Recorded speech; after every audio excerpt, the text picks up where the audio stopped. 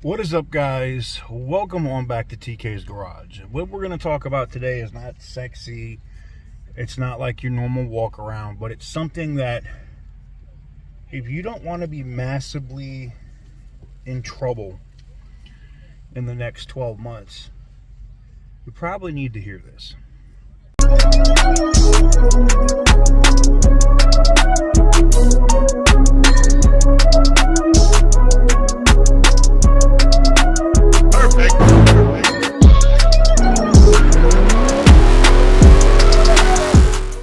Alright guys, welcome on back to TK's Garage. And here, as you see, I got I don't wear the 100 necklace often, but I gotta wear it today, because today we gotta keep things 100, man. And there's an index. It's a thing that kind of, if you're an economist, or if you lightly follow the economy, maybe you play Forex, maybe you're like me and you're in the stock market or you're in the crypto market, you kind of watch all of these different indicators, right, when it comes to the economy. And numbers just dropped for the PPI index, and it was up 0.5% in a month, over a month. It doesn't sound like a lot, right? It doesn't sound like a lot. 0.4 or 0.5% doesn't sound like a lot. But what the PPI index is, it is called the Producer Price Index. Now, I know some people, y'all are already clicking away. You're like, this is boring.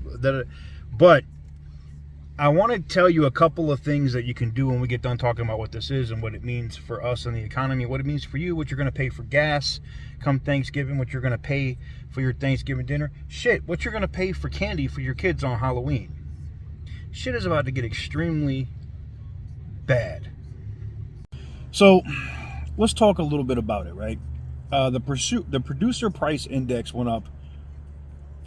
Now, the confirmed number, I believe, was like 0.49%. We can call it 0.5, but I'll give the other side that, and we'll call it 0.4, okay? What that means is it costs everybody that makes the shit that we buy, cars, groceries, stuff to wash your ass, stuff to brush your teeth, hell, like people in my case, our teeth.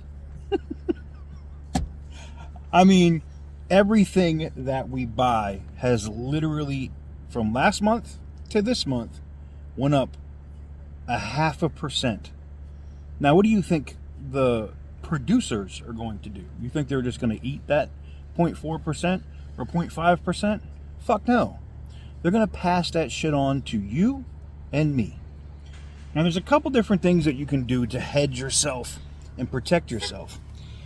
And the reason why I'm saying I'm not ringing alarm bells, I mean, I kind of am, but I have not seen these kind of indicators. Of course, I'm not a vampire or nothing. I wasn't around in the 1930s, but I am a historian, and I do like to read about history and shit that went left. And all of these indicators that are hitting now with inflation are so similar in the graph to what happened right before the Great Depression. Now, people my age, some of you guys that are younger than me, you know, even our parents, right? They couldn't tell you what the Great Depression was. It would be our grandparents that had to go through, my grandparents. You know, if you're 40, your grandparents are the people that dealt with the Great Depression. It sucked. The dollar was basically worthless. It was fucking wallpaper. Like, it wasn't worth shit. And it gave rise to, I mean, now here's the thing. There's still lots of money to be made when you're in a situation like that. The depression or a down economy, it's just you have to be in the right place, the right time, and be in the right position to be able to make that money, right? So that when things change, you come out of it. That's what happened with me. Especially during, you know, selling the strip clubs and buying other little pieces of real estate and yada, yada, yada, okay? Real estate was really cheap at that time because the housing market just exploded. But with the PPI index going up like that, it's going to be In the next 5 days, they're going to drop numbers from the consumer price index. And I'm willing to bet any amount of money that that's probably going to be over a whole percent. Another percent.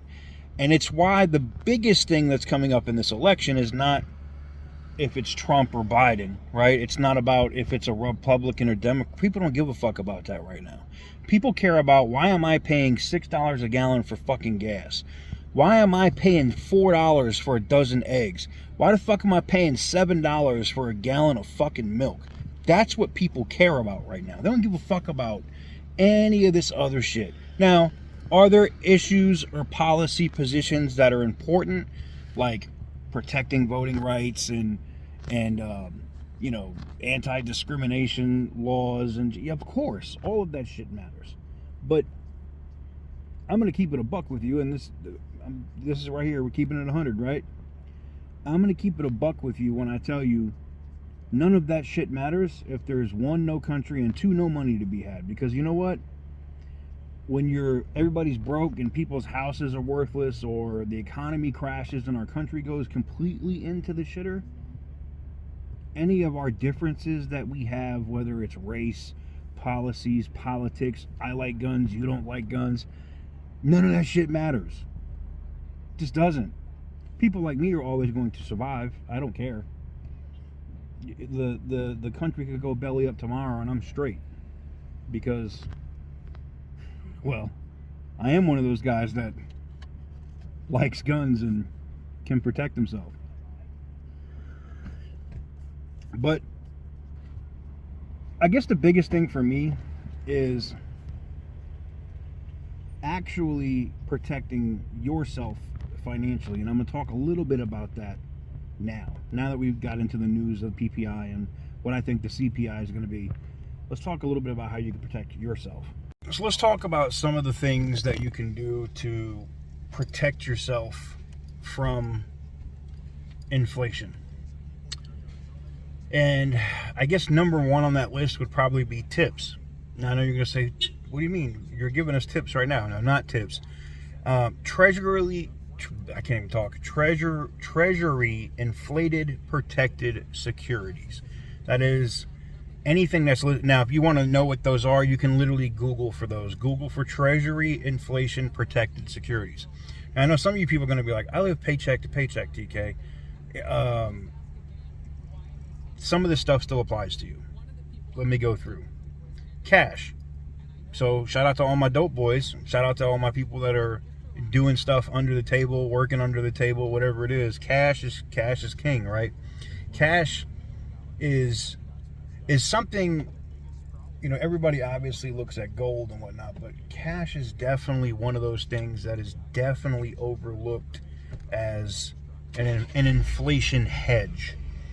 Short-term bonds, something, maybe your local municipality issues short-term bonds. Maybe you have a broker or something you deal with. Short-term bonds are huge. Stocks, believe it or not, are a great hedge against inflation. The thing with stocks are, because there's such big sell-offs right now, if you have the money, I'm going to be honest with you, even if you buy into the stock market right now, you're probably going to lose 25 to 30% of that money. But you're in there and you're plugged in for the what I like to call the pop around or the turnaround. So you get in at the downturn, you might lose a little bit more, and then you're there for the upturn to get all that upturn money. And then one of the biggest hedges against inflation, believe it or not, is real estate. Yes, the real estate market is sucking ass right now. Houses, I'll give you an example. Houses that I was looking at here in Nevada that were $600,000 2 months ago are now selling for $400,000 or $420,000. Like $180,000 crash in a month, less than 2 months, so like a month and a half. That's insane. That said, they're not making any more land on this earth. They're not making any more, they're constantly going to be building houses, but they're not making any more real property, real estate. They're not making any more land. Whatever land is available on this planet is it.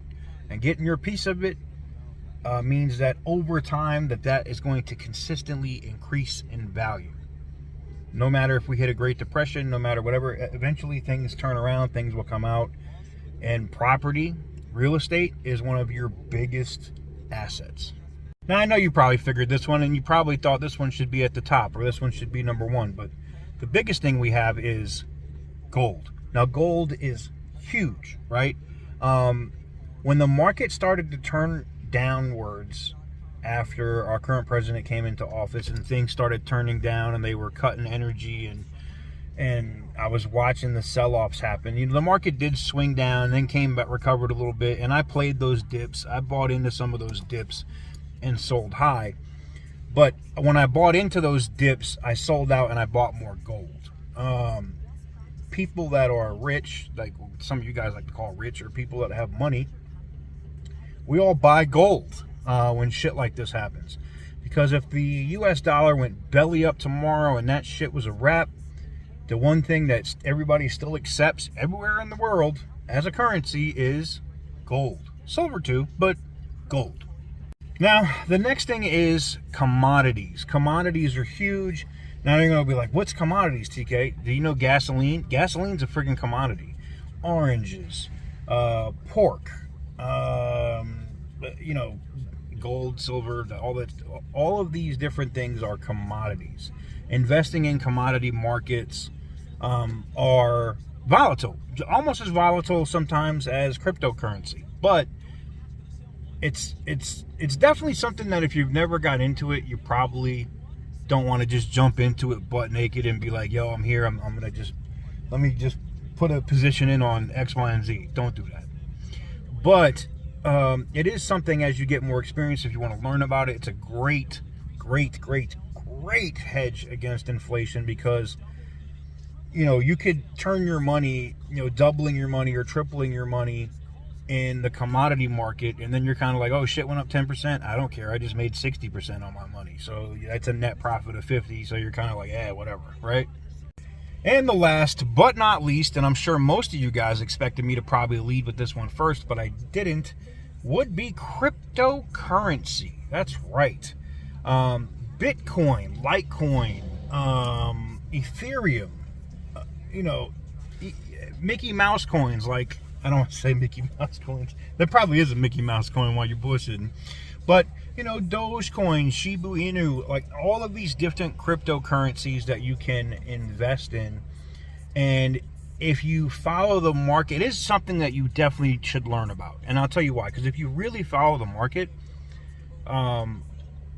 I've greatly limited my inflation risk. I still bitch about gas prices out here on the West Coast. I do. I bitch about gas prices in Nevada. I bitch about gas prices in California. But if I'm keeping it a buck, you know, I'll give you an example. Like when I get my YouTube money, when my YouTube money comes in every month, it goes into an investment account that I have, right? And then I kind of look for where the market is at that time period towards that end of the month for cryptocurrency, and see if there's a position or a spot I can get in at, whether it's Bitcoin or an altcoin. And I get in and I try to ride a little bit of a wave up. And I'll give you an example. If I take $5,000 of my YouTube revenue, just $5,000, and I take that $5,000 and I put it into the crypto market, right? And then I get in at a certain point, and I get a, you know, 10%, maybe a 12% return in 2 days, right? That's like $560 for just having it in there and taking the position for that day. What's $560? Well, it's a car payment. What's $560? Well, it's a cell phone, light bill. This is what I'm trying to explain to you. Now, it's also risky. Again, cryptocurrency can also go down. You could have $5,000 in there on a coin or several coins, and then the next day be like, shit, I only got 4,200 left. So I don't want to say it's gambling, because it's not if you're able to follow the market and know where to be in and when to be out.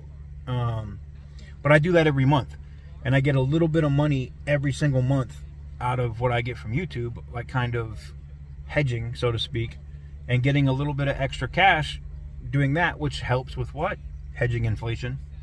So anyways, I wanted to do this little bit of video because this is one of the things I get about all the time. TK, can I get some financial advice from you? Can I get whatever? And I'm not a financial advisor. I'm not giving you financial advice. I'm just telling you what I do to try to hedge against inflation and some of the things that you can do to hedge against inflation. That said, link in the description down below if you want to jump in on some cryptocurrency and get some free Bitcoin. I'll drop the Coinbase link in the description down below. And I'll also drop the Robinhood link in the description down below if you want to jump in on some free stock and crypto over at Robinhood as well. You know, free money. You know, if you've never signed up for the Robinhood thing, I think they give you 3 free stocks still. And that could be anything. Who knows? If you get an Apple or a Tesla stock, that's several $100s.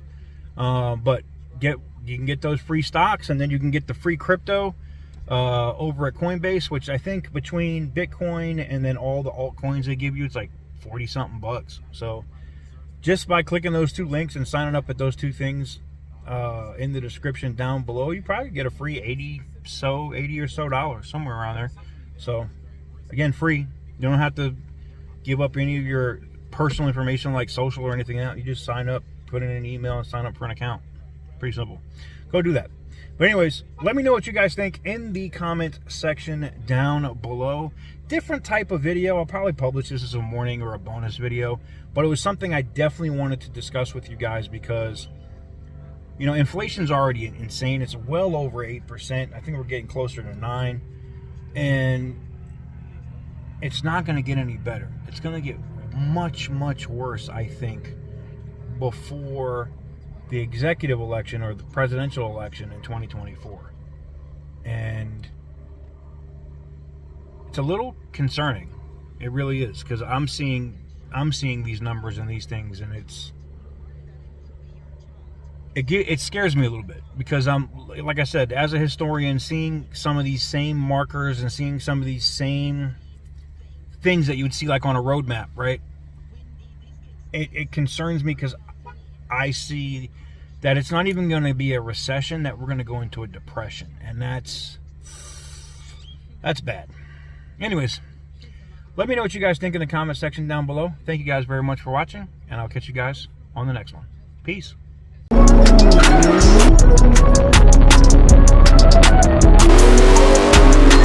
Whoopee!